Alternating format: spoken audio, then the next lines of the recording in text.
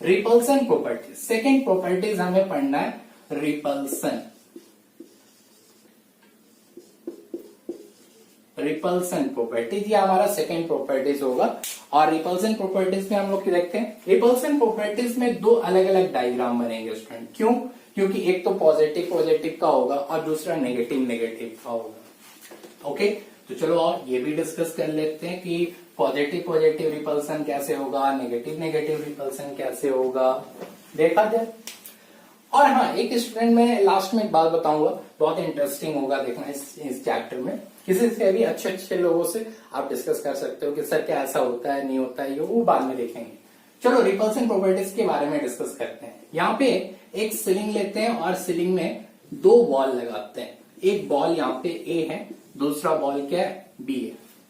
और दोनों ही बॉल पे मैं नेगेटिव चार्ज को स्प्रेड कर रहा हूं, डिस्ट्रीब्यूट कर रहा हूं ऐसे।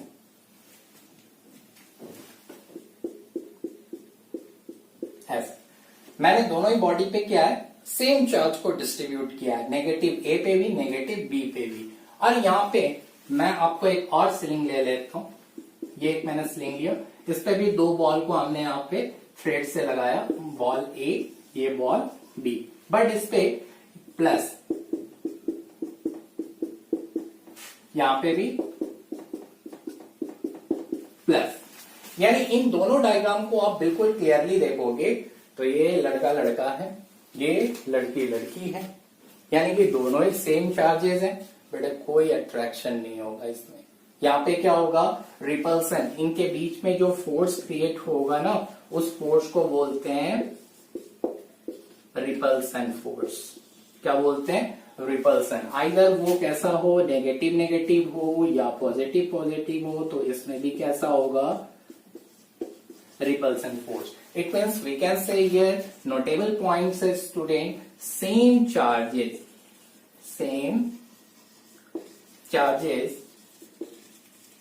always repel each other. Student second वाली प्रॉपर्टीज में रिपल्सन प्रॉपर्टीज था, जिसमें मैंने बताया कि अगर दो बॉडी अगर सेम चार्ज से चार्ज होंगे, जैसे वो नेगेटिव नेगेटिव होंगे तो भी, या पॉजिटिव पॉजिटिव होंगे तो भी, अगर सेम चार्जेस होंगे तो उनके बीच में किस टाइप के फोर्स क्रिएट होते हैं, रिपल्सन फोर्स क्रिएट होगा। और इसी रिपल्सन फोर्स की वजह से सेम चार्जेस हमेशा क्या होते हैं, रिपेल करते रहते हैं। तो यहाँ पे हमारे पास प्रॉपर्टीज है, the same charges always repel each other. तो स्टूडेंट ये हमारी सेकेंड प्रॉपर्टीज थी। सेकेंड प्रॉपर्टीज के बाद अब मैं थर्ड प्रॉपर्टीज को डिस्कस करने जा रहा हूं, that is law of conservation of charge. Law of conservation of charge. तो थर्ड वाली प्रॉपर्टीज को अब मैं डिस्कस करूंगा, law of conservation of charge. ऐसे तो स्टूडेंट आप लोगों को 9th क्लास में भी बताया, law of conservation of energy पढ़ा है क्या? ये तो एकदम बिल्कुल ही क्या है यार, neither create nor be destroyed, neither create nor be destroyed, neither create nor be destroyed. हम तो ये बचपन से ही पढ़ते आ रहे हैं। तो वो जो एनर्जी का फॉर्म था, वो क्या था, एनर्जी का। एक्चुअली आगे जब हम लोग डिस्कस करेंगे ना इलेक्ट्रोमैग्नेट वगैरह 12th क्लास में, तो ये हमें पता चलता है कि जो इलेक्ट्रिसिटी है ये भी क्या है, एक एनर्जी की ही पार्ट होती है। तो जैसे law of conservation of energy है, वैसे law of conservation of charge भी है। तो चार्ज में हम law of conservation of charge को, एलसीसी को कैसे डिफाइन करते हैं, थर्ड प्रॉपर्टीज है law of conservation of charge. Law of conservation of charge, इसको मैं शॉर्ट फॉर्म में बोलता हूं एलसीसी। एलसीसी, अब वो लखोटिया कंप्यूटर सेंटर जो पहले चलता था वो नहीं, law of conservation of charge है। चलो स्टूडेंट, तो हम लोग इसको डिस्कस करते हैं। सबसे पहले law of conservation of charge को डिस्कस करने से पहले मैं आपको एक चीज बताता हूं, दैट इज सिस्टम। क्या हमें पढ़ना है, सिस्टम। बहुत सारे स्टूडेंट को ये प्रॉब्लम आती है कि सर ये आपने बता दिया कि आइसोलेटेड सिस्टम, इसमें एक पॉइंट आता है आइसोलेटेड सिस्टम। तो बहुत सारे स्टूडेंट को समझ ही नहीं आता कि वो आइसोलेटेड सिस्टम है क्या। तो पहले मैं क्या करता हूं, सिस्टम को यहां पे डिस्कस करूंगा। सिस्टम, सर जी सिस्टम। तो चलो सिस्टम को यहाँ पे हम लोग देखते हैं, वो इंडिया वाला सिस्टम नहीं है भाई, गवर्नमेंट का सिस्टम नहीं है, ये फिजिक्स का सिस्टम। तो ये जो सिस्टम क्या होता है, ये हमारे जो सराउंडिंग मीडियम है, सराउंडिंग मीडियम जो आप देख रहे हैं ना, हमारे एटमोस्फेयर वगैरह है, जिसमें बहुत सारे गैसेस मॉलिक्यूल्स प्रेजेंट हैं, इसमें वाटर मॉलिक्यूल्स प्रेजेंट है, गैस सॉलिड वगैरह जितने भी मैटर वगैरह मास वगैरह है, ये सारे जो सराउंडिंग मीडियम है उसे हम क्या कहते हैं, सिस्टम कहते हैं। ये जो सिस्टम होता है हमारे फिजिक्स में 3 टाइप के होते हैं। कितने टाइप के होते हैं स्टूडेंट? 3 टाइप के। फर्स्ट जो होता है दैट इज ओपन सिस्टम। कैसा होता है? Open system. Second close system, और जो थर्ड होता है that is called isolated system. 3 type के सिस्टम होते हैं स्टूडेंट। अब मैं बताता हूं आपको एग्जाम्पल से। मैंने कहा कि मैं बहुत सारी चीजें जो है डायग्राम से रिलेट करता हूं। सपोज करो ये हमारे पास कोई कुकटॉप है। क्या है? कुकटॉप। और यहां से मैं हीट प्रोड्यूस कर रहा हूं। क्या कर रहा हूं? हीट प्रोड्यूस कर रहा हूं। तो हीट प्रोड्यूस कर रहा हूं इस कुकटॉप से, और कुकटॉप के ऊपर मैंने कोई एक पॉट रख दिया है। पॉट में क्या है? वाटर है, H2O। क्या है? H2O यानी वाटर। और वाटर को मैं हीट सप्लाई कर रहा हूं। क्या सप्लाई कर रहा हूं? हीट। तो एक बात बताओ स्टूडेंट, अगर मैंने किसी पॉट को कुकटॉप पे रख दिया है तो बर्फ जमेगा? पागल है क्या? बर्फ क्यों जमेगा? वो तो खोलेगा, बॉयल होगा ना उसमें, तो बॉइलिंग होगी। तो बॉइलिंग होगी तो स्टूडेंट यहां से हीट एनर्जी अब धीरे धीरे धीरे किधर जाएगी? बाहर जाएगी। किधर? बाहर। और बाहर का क्या होती है? मेरी सराउंडिंग सिस्टम है। ये क्या है? Surrounding system. दैट इज, इसको हम लोग सराउंडिंग बोलेंगे, सिस्टम है ये हमारा। तो इसमें क्या होता है स्टूडेंट, जो वाटर मॉलिक्यूल्स इस वाटर में प्रेजेंट है उस पे मास कंटेंट होता है। क्या करता है वो? मास कंटेंट करता है। तो ये जो वाटर मास है और इससे निकलने वाली जो हीट एनर्जी है, हीट एनर्जी, क्या ये दोनों ही सराउंडिंग सिस्टम के कांटेक्ट में है या नहीं? ये जो मास और यहां से निकलने वाली energy, mass and energy both are contact with the surrounding medium. तो अगर कोई ऐसा सिस्टम है तो उस सिस्टम को बोलते हैं open system. It means the system in which the mass as well as the energy are contact in our surrounding medium। इस सराउंडिंग मीडियम में अगर हमारे पूरे सिस्टम का मास और एनर्जी दोनों ही क्या कर रहे हैं? कांटेक्ट में है, तो that system is known as open system. क्या है? Open system. अब आते हैं सेकेंड में डिस्कस करता हूं यहाँ पे क्लोज सिस्टम के लिए। क्लोज सिस्टम क्या है? अभी आ जाओ। फर्स्ट वाला सिस्टम मैंने डिस्कस कर दिया। आप चाहो तो डेफिनेशन भी नोट कर सकते हो। The system in which the mass as well as the energy are contacting what? Contact to surrounding medium. अब आते हैं जरा क्लोज सिस्टम को मैं यहाँ पे डिस्कस कर रहा हूँ। क्लोज सिस्टम क्या है स्टूडेंट? यहाँ पे फिर से मैं कुकटॉप लेता हूँ और कुकटॉप से क्या प्रोवाइड करूंगा? हीट प्रोवाइड करूंगा। क्या प्रोवाइड करूंगा? हीट। अब यहां से मैंने हीट प्रोवाइड किया, तो हीट प्रोवाइड करने के बाद हमने क्या देखा कि इस पे एक कुकर रखा है। कुकर, घर में हमारे सीटी, तो उन्हें हमारी सीटियां, अब दिल में बजी घंटियां। हाँ, वही वाला कुकर है। ये क्या है? Pressure cooker.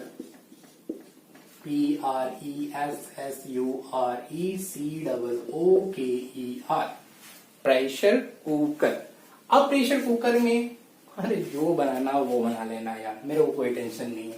मैं तो यहाँ पे दाल ही बनाऊंगा।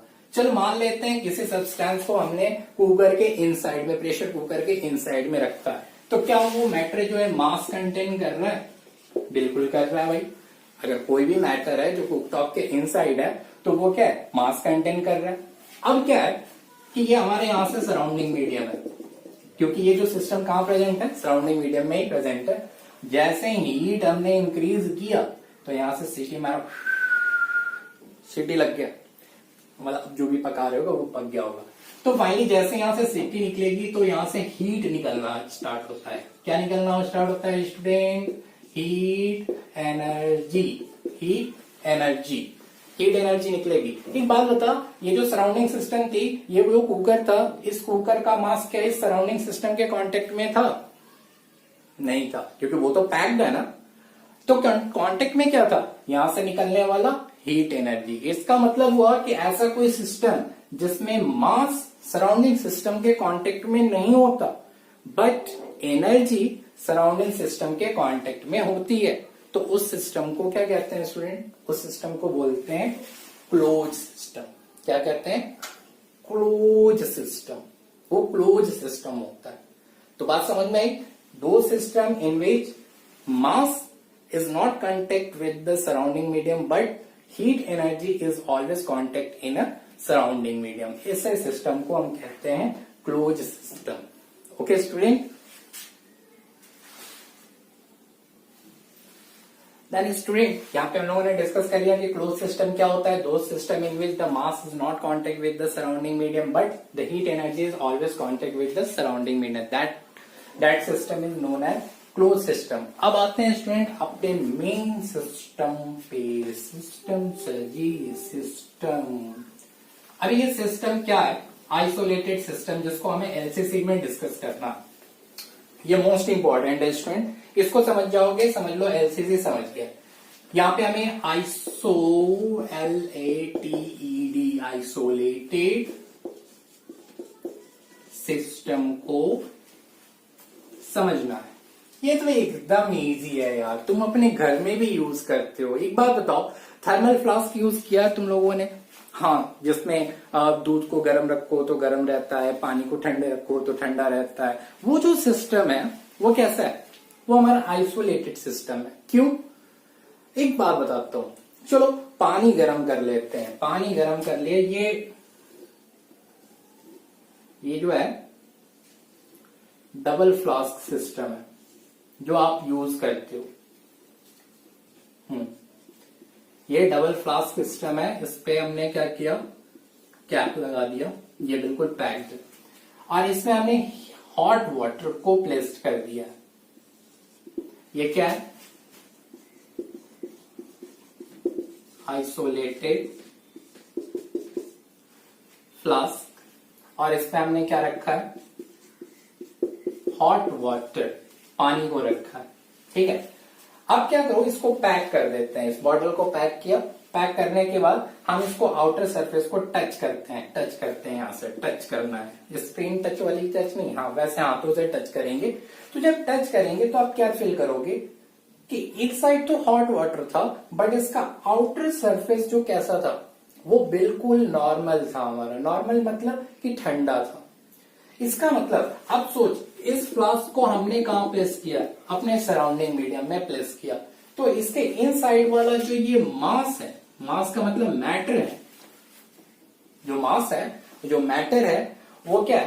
पहले तो हमारे सराउंडिंग सिस्टम के कांटेक्ट में नहीं है। उसके बाद इस यहां से निकलने वाली जो हीट है, क्या वो हॉट था? नहीं, ये जो एनर्जी है वो भी सराउंडिंग मीडियम के कांटेक्ट में क्या है? नहीं है। It means the system in which matter as well as energy does not contact with surrounding medium. That system is known as isolated system. और लॉ, अब हम आते हैं law of conservation of charge पे। तो आइसोलेटेड सिस्टम को समझ गए स्टूडेंट कि ऐसा सिस्टम जिसमें ना तो मास मैटर और एनर्जी दोनों में से कोई भी चीजें हमारे सराउंडिंग मीडियम के कांटेक्ट में नहीं होती हैं, उस सिस्टम को हम आइसोलेटेड सिस्टम कहते हैं। और एलसीसी क्या कहता है? एलसीसी का मतलब है कि law of conservation of charge क्या कहता है? वो कहता है कि पहले तो पूरे यूनिवर्स को तू आइसोलेट समझ। पहले पूरा का पूरा हमारा जो यूनिवर्स है उसको कैसा समझना है? आइसोलेटेड समझना है उसे। तो ये जो लॉ कहता है कि अगर हमारे पास कोई आइसोलेटेड सिस्टम है, यह सिस्टम कैसा है? Isolated system. और इस आइसोलेटेड सिस्टम में जितने भी चार्जेस प्रेजेंट हैं, आइदर वो प्लस हो, माइनस हो, प्लस हो, माइनस हो, तो ये जो जितने भी टोटल चार्जेस होते हैं वो आइसोलेटेड सिस्टम में क्या होते हैं? कांस्टेंट होता है, कंजर्व होता है। It means according to LCC, total charge present in isolated system are conserve. अगर ये टोटल हमारा जो आइसोलेटेड सिस्टम है, तो आइसोलेटेड सिस्टम में चाहे 2, 4, 5, 6, 10 है, 1000 जितने भी चार्जेस हैं स्टूडेंट, वो क्या होते हैं, वो हमेशा कंजर्व होते हैं, कांस्टेंट होते हैं। चल भैया माना कि ये कंजर्व है, फिर माना कि ये क्या है, कंजर्व है, टोटल कांस्टेंट है, तो एक बात बता, क्या चार्ज को क्रिएट और डिस्ट्रॉय भी करेंगे? नहीं हो सकता। क्यों? क्योंकि ये टोटल रिमेन कांस्टेंट है, कंजर्व है, और कंजर्व चीजों को ना तो हम बना सकते हैं और ना ही डिस्ट्रॉय कर सकते हैं। It means according to the law of conservation of charge, second point है, according to the LCC, charge can neither create nor be destroyed। अच्छा भैया माना कि चल पहले में तो आपने कहा कि ये कंजर्व है, दूसरे पॉइंट में कहा कि ना तो ये बनेगा और ना ही इसको हम डिस्ट्रॉय कर सकते हैं, तो करेंगे क्या, इसका यूज क्या है? तो law of conservation of charge जो थर्ड पॉइंट करता है, that is very very important, कि हम इसे कंजर्व रखते हैं, यहाँ पे हम इसे क्रिएट डिस्ट्रॉय नहीं कर सकते हैं, तो करेंगे क्या? इट ओनली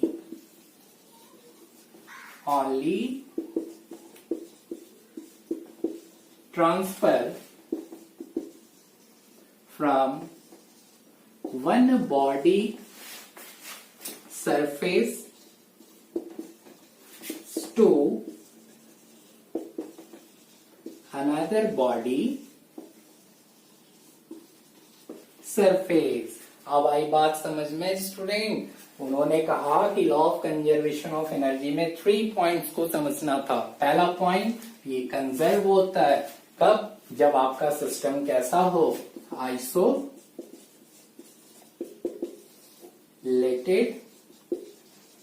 सिस्टम हो। चलो तो फिर होगा क्या आइसोलेटेड सिस्टम में? तो ये ना तो क्रिएट हो सकता है ना ही डिस्ट्रॉयड हो सकता है। तो भैया क्रिएट और डिस्ट्रॉय तो होगा नहीं, तो फिर होगा क्या? It only transfer from one body surface to another body surface. It means अगर तीनों पॉइंट को एक साथ जोड़ा जाए तो हम कह सकते हैं the according to the law of conservation of energy नहीं, चार्ज। और याद रखना स्टूडेंट, एनर्जी और चार्ज वाले में ना थोड़ा सा डिफरेंस है, इसलिए बार बार उसे रट के याद मत कर लेना मेरी तरफ। According to the law of conservation of charge, charge can neither be create nor be destroyed, it only transfer from one body surface to another body surface. Student मैं बता देता हूं कि इसी law of conservation of charge, ये जो transferable यहाँ पे जो प्रॉपर्टीज है चार्ज की, इसी की वजह से यहाँ पे हम टोटल अमाउंट ऑफ चार्ज को कैलकुलेट करते हैं, जो इसके बाद वाले टॉपिक में, इसके बाद वाले हम प्रॉपर्टीज में डिस्कस करेंगे, जिसको क्वांटाइजेशन ऑफ चार्ज के फॉर्म में हम समझेंगे। Q is equal to NE, और उसी Q is equal to NE में मैं आपको बहुत सारे टाइप ऑफ क्वेश्चन, यानी वहां पे कूलम्स और micro coulombs, nano coulombs, pico coulombs को मैं बताऊंगा। ठीक है, तो स्टूडेंट अब हम लोग आते हैं अपने नेक्स्ट प्रॉपर्टीज में, that is called quantization of charge. ये law of conservation of energy समझ में है, पूरा का पूरा मैंने सिस्टम बता दिया कि सिस्टम कितने होते हैं, ओपन सिस्टम होता है, क्लोज सिस्टम होता है और आइसोलेटेड सिस्टम होते हैं। स्टूडेंट कोई भी बुक उठा के पढ़ेगा तू, तो वहां पे तेरे को आइसोलेटेड सिस्टम मिलेगा, और उस आइसोलेटेड सिस्टम को जब भी समझ रहा हो, इस वीडियो को 2, 3, 4, 5 टाइम्स देखना, अच्छे से समझ में आएगा स्टूडेंट। तो आइसोलेटेड सिस्टम भी बता दिया मैंने, और ये law of conservation of properties में 3 पॉइंट को डिस्कस किया। पहले कंजर्व होता है, क्रिएट डिस्ट्रॉय नहीं होता है, तो होता क्या है, तो ट्रांसफर होता है one body surface to another body surface. तो आते हैं स्टूडेंट नेक्स्ट पॉइंट पे। अपना नेक्स्ट पॉइंट है that is called quantization of charge. Quantization of charge. क्या होता है भाई क्वांटाइजेशन ऑफ चार्ज। चल देखते हैं Q is equal to N E में क्या करना है अपने को। एक क्वेश्चन तो बनेगा ही लड़ेगा आएगा पक्का। ये जो नेक्स्ट प्रॉपर्टी है दैट इज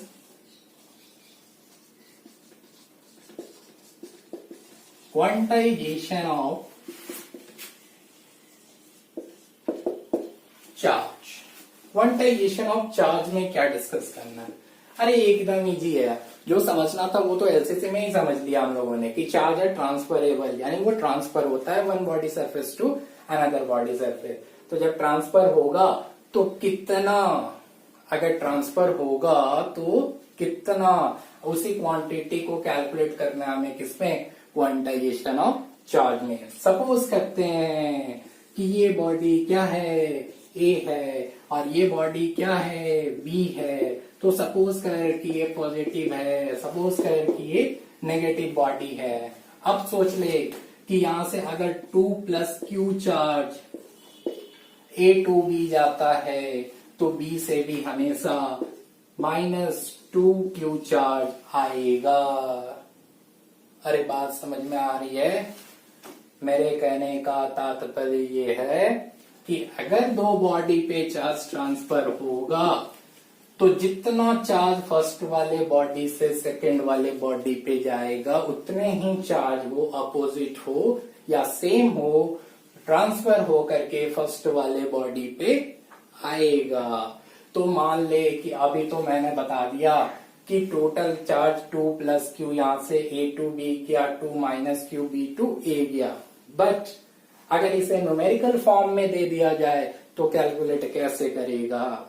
उसके लिए समझ, क्या क्वांटाइजेशन ऑफ चार्ज में एक फॉर्मूला होता है Q is equal to NE।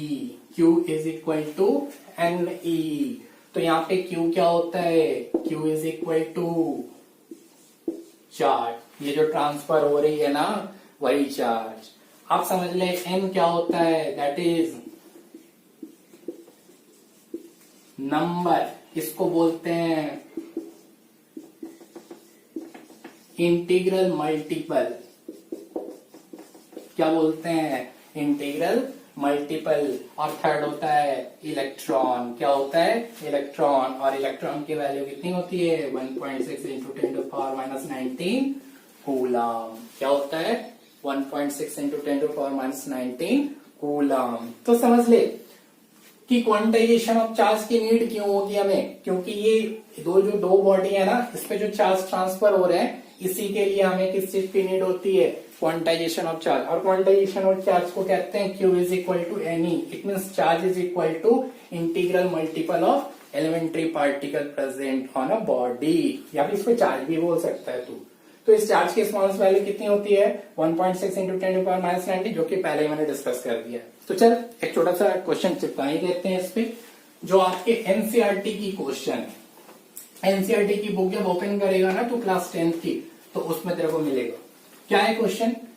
पहला क्वेश्चन आएगा तेरे पास, the question is from NCERT book. Question है कि find number of electron in 1 coulomb of charge। ये आपका क्वेश्चन है बेटा कि find the number of electron in 1 coulomb of charge. आ गया ना? तो देख इसमें सारी चीजें आएगी। क्या फाइंड करना है? नंबर फाइंड करना है। इट मीन्स n की वैल्यू तुझे फाइंड करनी है। क्या गिवन है? कूलम। 1 कूलम का मतलब चार्ज गिवन है। Q इज इक्वल टू कितना गिवन है भाई? 1 कूलम। और क्या है? क्या फाइंड करना है? किसका नंबर? इलेक्ट्रॉन का। तो इलेक्ट्रॉन की वैल्यू ऑलरेडी पता ही है, ई माइनस की value 1.6 into 10 to power minus 19 coulomb होती है। तो अब हम लोग क्या करते हैं, क्या नंबर कैलकुलेट करना है तो Q is equal to N E का फॉर्म लेंगे। Q is equal to N E होगा तो N इज इक्वल टू क्या? Q अपन E लिख सकते हैं अपन। चल लिखा। अब इसकी वैल्यू पुट करते हैं according to the question. Charge की वैल्यू कितनी थी स्टूडेंट? 1 कूलम। इलेक्ट्रॉन की वैल्यू कितनी थी? 1.6 इंटू 10 टू पावर माइनस 19। जब इसको सॉल्व करेगा तो तेरा आंसर आएगा 6.25 into 10 to the power 18 electron. That is your answer. That is your answer. अब देख यहाँ पे तेरे को प्रॉब्लम आएगी, ये तो एनसीईआरटी ने तेरे को बेवकूफ बनाया, वो क्वेश्चन ऐसे पूछेंगे नहीं, वो क्वेश्चन ऐसे पूछेंगे नहीं, बस तेरे को टाइप ऑफ क्वेश्चन दिखाया उसने, एक थोड़ा सा क्या कहते हैं ना वो क्या कहते हैं, ये तो क्लाइमेक्स है, अभी तो पिक्चर अभी बाकी है, तो वो तेरे को पिक्चर दिखाएंगे। कैसे पिक्चर दिखाएंगे मैं तेरे को दिखाता हूं। उसके लिए क्या करना है, तो मेरी 2-3 पॉइंट को याद रख। वो पूछेगा find the number of electron in 1 microcoulomb, और मे बी वो नैनो कूलम को पूछेगा। तो याद रख स्टूडेंट, जो ऐसा यूनिट है चार्ज, क्या बताया था मैंने, कूलम होती है सी। अब इसके कुछ और भी यूनिट होते हैं, जैसे अगर मैथमेटिकली एक्सप्रेस करूं मैं, तो एक होता है 1 milli coulomb. 1 milli coulomb, 1 milli coulomb is equal to 10 to the power -3 coulomb, convert कर लेना इसको। फिर उसके बाद होता है 1 micro coulomb. 1 micro coulomb, 1 micro coulomb की वैल्यू होती है 10 टू पावर -6 कूलम। एक और वैल्यू होती है 1 nano coulomb. 1 nano coulomb is equal to 10 to power -9 coulomb. और एक होती है जिसको बोलते हैं 1 pico coulomb. 1 pico coulomb is equal to 10 to power -12। देख इसी को भी और बोलते हैं ऐसे 1 double micro coulomb is equal to 10 to power -12 coulomb. तो इसको याद रखिएगा, वो तेरे से बोर्ड एग्जाम में थोड़े से क्वेश्चन चेंज कर देंगे, वो बोलेंगे कि यहाँ माइक्रो कूलम है, नैनो कूलम है, पिको कूलम है, तो उसके अकॉर्डिंग जो है वहां पे टोटल चार्ज की वैल्यू को क्या करेंगे हम, कन्वर्ट कर लेंगे। अगर वो मिली कहता है तो मिली में, माइक्रो कहता है माइक्रो में, नैनो कहता है नैनो में, पिको कहता है पिको में, डबल माइक्रो कहता है डबल माइक्रो में। ओके स्टूडेंट, तो इसके बाद की टॉपिक्स में हम लोग डिस्कस करेंगे नेक्स्ट वीडियो में। तब तक के लिए थैंक यू। एंड आपको पता ही है आपको क्या करना है, इस वीडियो को ज्यादा से ज्यादा देखो, शेयर करो, बहुत सारे स्टूडेंट को मुझे कनेक्ट करो। स्टूडेंट मुझे लाइव आने के लिए 1K सब्सक्राइबर की नीड है, इस वजह से आप मैक्सिमम इस वीडियो को क्या करो, शेयर करो, सब्सक्राइब कराओ और लाइक करो, जिसकी वजह से मैं आपको लाइव आकर के पढ़ा सकूं आपके अपने YouTube channel teach yourself physics पे। Okay student, thank you.